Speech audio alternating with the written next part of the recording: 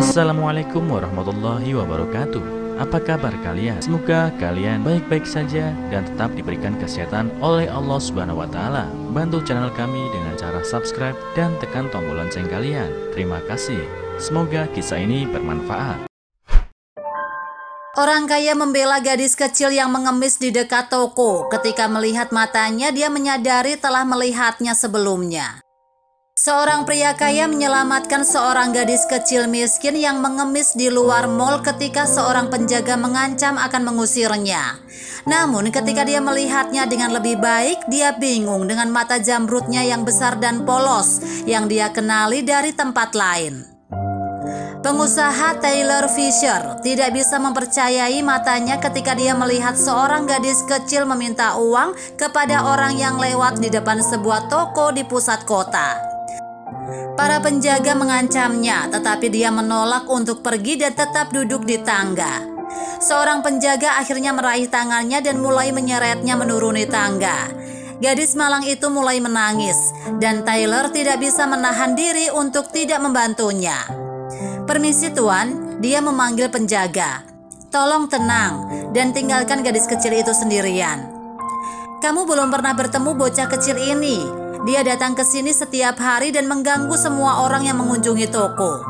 Ikuti saranku dan pergi saja. Jangan buang waktumu untuknya," kata penjaga toko itu. "Tidak apa-apa tuan," Taylor meyakinkannya dengan sabar. "Aku akan menjaganya." "Oh, sungguh? Kenapa kamu?"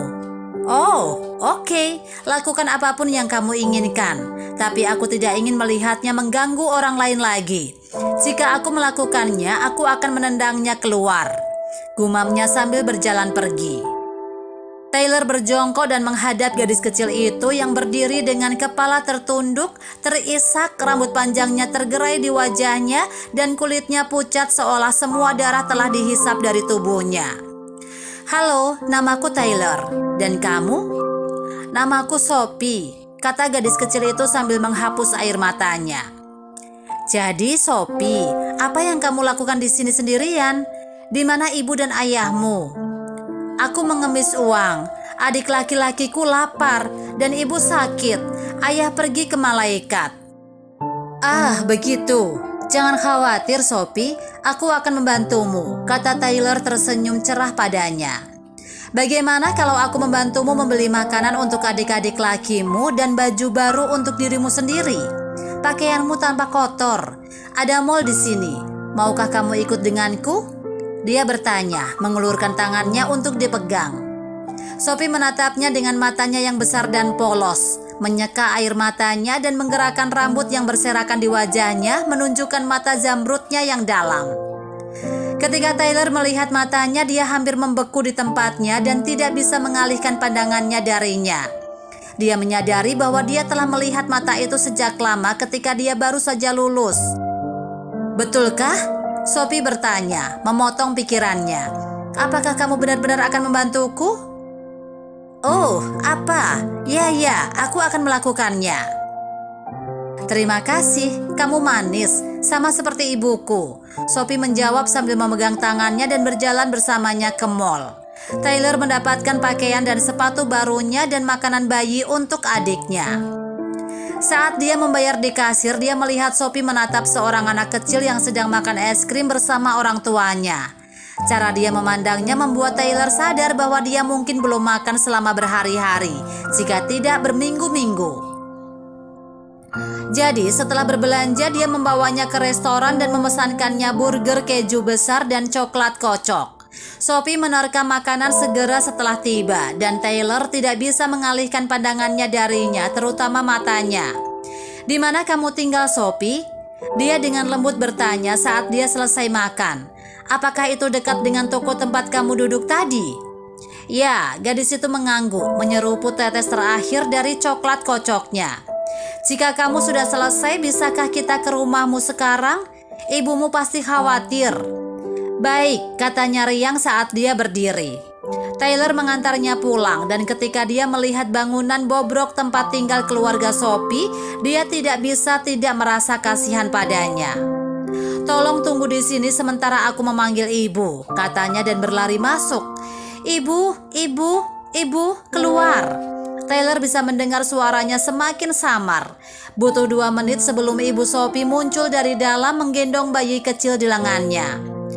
Tyler menjatuhkan tas belanja dari tangannya ketika dia melihatnya. Dia tampak rapuh dan miskin, tapi dia bukan orang asing baginya. Dia adalah cinta pertamanya, Anne, yang memiliki mata zamrud yang sama dengan Sophie. "Oh, astaga, Anne, apakah itu benar-benar kamu?" serunya, matanya melebar karena terkejut. "Kupikir kau pindah ke luar negeri bersama suamimu. Itu yang dikatakan pemilik rumahmu padaku." "Tyler, aku tak percaya kau ada di sini.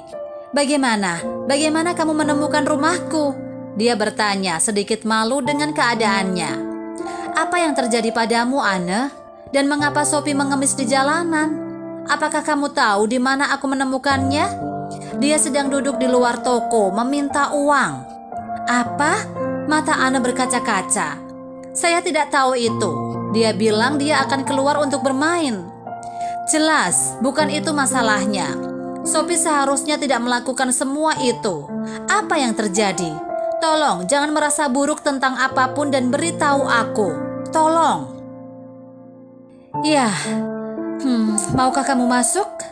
Aku sedang tidak enak badan, jadi aku tidak bisa berdiri terlalu lama." "Oh, baiklah." Melangkah ke dalam, Tyler bisa melihat rumah Anne sangat membutuhkan perbaikan. Seluruh rumah hanya memiliki satu ruangan dengan ruang kecil di sudut yang dibagi rata oleh dapur dan sebuah meja kecil yang ditumpuk dengan piring-piring kotor. Ada kasur kotor di tengah ruangan tempat dia mengira-ngira mereka tidur dan sofa usang di sudut lain. "Ceritanya panjang, Tyler," kata Anne, matanya mulai berkaca-kaca. "Suamiku dan aku telah pindah ke luar negeri, tetapi kami kembali setelah beberapa tahun. Kami pindah dengan mertuaku, tetapi setelah suamiku meninggal karena serangan jantung 6 bulan yang lalu, mertuaku mengusirku. Aku bekerja sangat keras untuk anak-anakku yang berdampak pada kesehatanku. Tapi aku tidak peduli. Aku terus bekerja sampai aku terbaring di tempat tidur. Omong-omong, bagaimana dengan kamu? Aku pikir kamu akan pergi ke kota untuk studi yang lebih tinggi."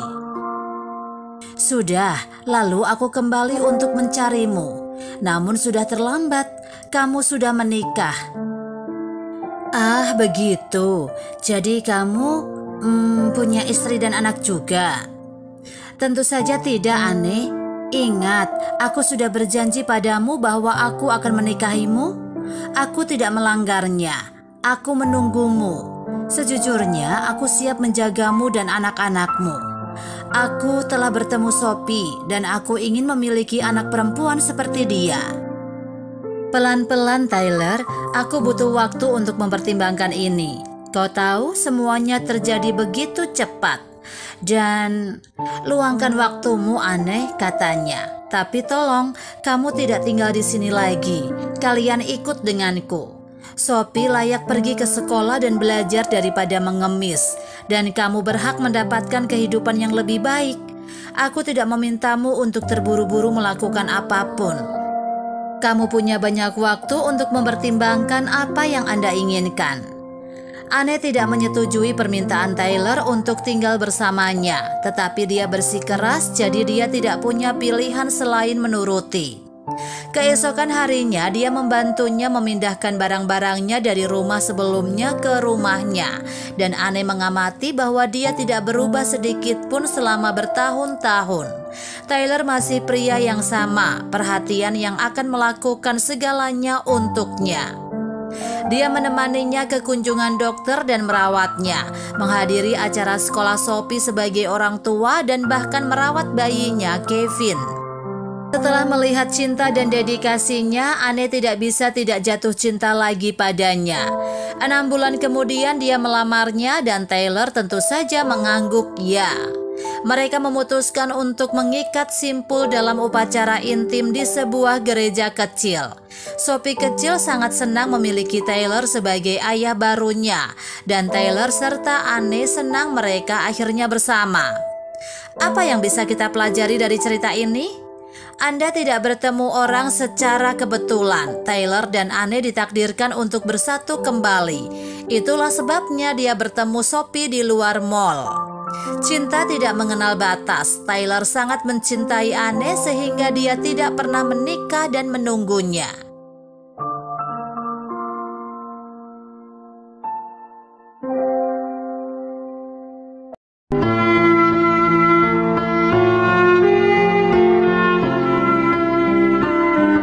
Assalamualaikum warahmatullahi wabarakatuh. Apa kabar kalian? Semoga kalian baik-baik saja dan tetap diberikan kesehatan oleh Allah Subhanahu wa Ta'ala. Bantu channel kami dengan cara subscribe dan tekan tombol lonceng kalian. Terima kasih. Semoga kisah ini bermanfaat.